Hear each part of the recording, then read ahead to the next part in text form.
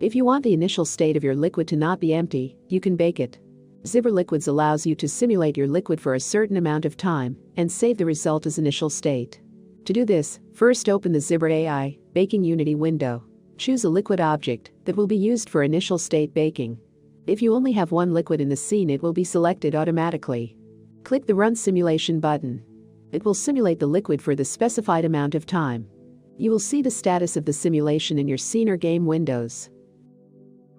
If you need to add more time, enter another simulation time and click the Run Simulation Forward button. During baking, you also have the opportunity to disable emitters and simulate the liquid without them.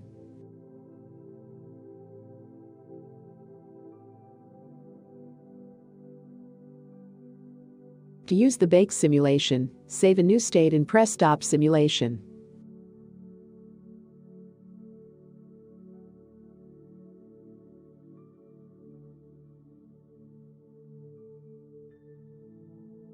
Start the play mode and see that liquid started from your baked initial state.